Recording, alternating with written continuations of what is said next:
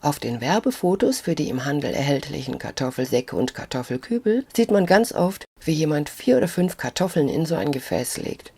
Wie durch ein Wunder werden daraus dann Hunderte von Knollen. Das konnte ich nicht so richtig glauben und hatte deshalb vor mehr als 4 Jahren verschiedene Sachen ausprobiert.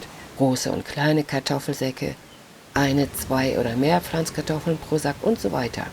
Die Ergebnisse stehen bis heute aus und das hatte mehrere Gründe. Ich hatte nicht bedacht, dass ich zum einen herausfinden sollte, welche Kartoffeln sich überhaupt für den Anbau in Säcken eignen und welche nicht. Dazu hat es dann ein eigenes Video gegeben, oder eigentlich sogar 2. Die verlinke ich dir mal. Zum anderen hatte ich auch nicht vorhergesehen, dass wir mehrere Jahre mit wirklich extremem Wetter bekommen sollten. Nach 3 sehr regenreichen Jahren, denen das Dauernass von 2017 die Krone aufsetzte, gab es 2018 kaum einen Tropfen, dafür sehr viel Sonne und Hitze. Dadurch konnte ich zugleich auch Sorten herausfinden, die mit extremem Wetter besser zurechtkommen als andere. Die sind sozusagen klimawandeltauglich und dazu kommt dann noch ein eigenes Video. Zuerst wollte ich nur den Platzbedarf in Säcken testen, habe aber die Gelegenheit genutzt und auch verschiedene Kübelgrößen gegeneinander antreten lassen. Dabei sind erstaunliche Sachen herausgekommen, die ich dir jetzt zeigen werde. Bis auf ganz wenige Ausnahmen, wie zum Beispiel die rote Emmerli, fühlten die Knollen sich in den kleinen Säcken mit einem Volumen von ungefähr 12 bis 15 Litern überhaupt nicht wohl. Dort, wo ich 3 hineingetan hatte, überlebte nur eine Knolle und die anderen wurden sozusagen plattgedrückt. Selbst sacktaugliche Sorten wie die Larat wurden in den kleinen Säcken nicht schön. Ähnlich sah es in den größeren Säcken mit mehreren Knollen aus. So wenig Platz führt anscheinend zu Stress, der die Pflanzen anfälliger macht für Schneckenbefall und Krautfäule. Die großen Säcke waren die mit einer Entnahmemenge von 60 Litern Erde oder Kompost, die aber zusammengedrückt dort drin waren, sodass das echte Volumen vermutlich nur um die 40 Liter war. Hier war am interessantesten der Versuch mit den dänischen Spargelkartoffeln, einer gut sacktauglichen Sorte. Von denen hatte ich zunächst je 2 bzw. 4 pro Sack gelegt, einige Tage später aber dann noch 1 bzw. 3, damit ich ein genaueres Bild bekam. Das Ergebnis war absolut ernüchternd.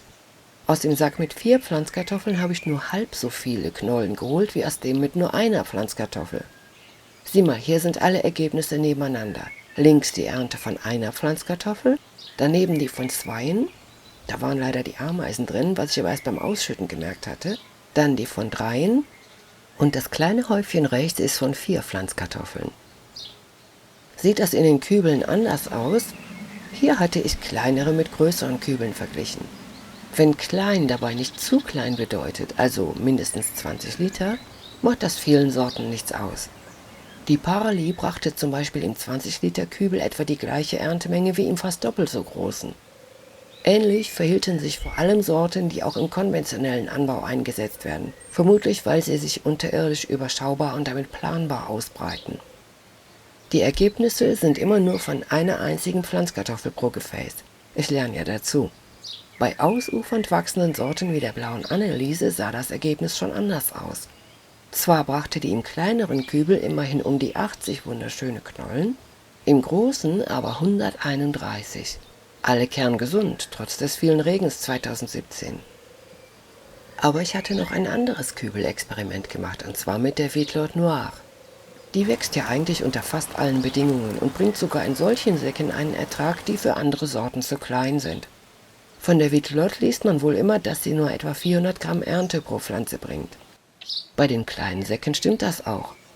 Das wollte ich aber genauer wissen und habe eine kleine Pflanzkartoffel in einen großen Kübel getan. Genauer in den größten, den ich hatte. Ich tippe mal, der hatte so um die 60 Liter oder mehr.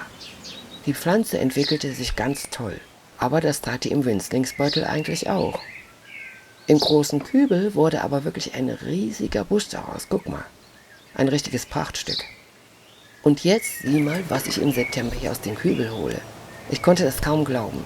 Zwar hatte ich schon öfter deutlich mehr als die angegebenen 400 Gramm pro Pflanze geerntet, aber das hier hatte ich nicht erwartet.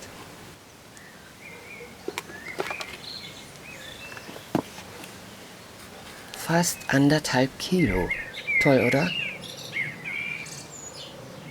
Bei aller Begeisterung für die verschiedenen Möglichkeiten, Kartoffeln anzubauen, muss man doch auch ganz ehrlich einen Vergleich mit dem normalen Beet machen dürfen. Oder bei mir eben mit dem Hochbeet, weil unser Boden zu nass, kalt und schwer ist. Dabei zeigt sich für diejenigen von uns, die nur einen Balkon oder eine Terrasse haben, Beruhigendes. Geeignete Sorten wie zum Beispiel die dänische Spargelkartoffel oder die rote Emmerli bringen im Kartoffelsack wegen der zusätzlichen Knollen, die nach oben angesetzt werden, oft sogar mehr Ertrag als im Kübel. Die meisten Sorten wachsen aber so wie zum Beispiel die Laura, die im kleinen Sack eine wirklich poplige Ernte brachte, im größeren dann schon mehr und im Kübel richtig viel. Immer von nur einer Pflanzkartoffel. Und doch war selbst diese gute Kübelernte immer noch deutlich weniger als das, was ich aus dem Hochbeet geholt habe. Ich gehe bei der Vergabe des vorhandenen Platzes tatsächlich so vor.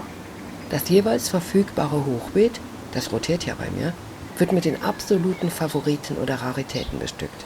Dann bepflanze ich die Kübel und nur wenn ich mit dem Platz nicht hinkomme, lagere ich die Sorten, von denen ich weiß, dass sie das vertragen, in Säcke aus. Ich habe aber auch das Glück, dass ich das auswählen kann. Wenn ich nur einen Balkon hätte, würde ich zum Beispiel die rote Emmerli, die dänische Spargelkartoffel, die La Rate d'Ardèche und die Violette Noire in Säcke pflanzen und die anderen in Kübel. Und zwar immer nur eine einzige Pflanzkartoffel. Ich muss mir natürlich die Frage gefallen lassen, warum ich so viel Energie und Zeit in diese Tests stecke. Aber sieh's mal so, wenn du eine Kartoffel in die Erde legst, ganz gleich, ob das ein Sack, ein Kübel oder dein Beet ist, dann betreust du die ja unter Umständen ein halbes Jahr lang. In dieser Zeit kann viel passieren, auf das du keinen Einfluss hast. Seien es Kartoffelkäfer, Hagel, später Schnee oder was auch immer. Da finde ich es schon gut, es den Pflanzen wenigstens so schön wie möglich zu machen. Und neben Licht und gutem Futter mögen sie nun mal ausreichend Platz. Dann danken sie es dir auch mit vielen schönen und leckeren Knollen.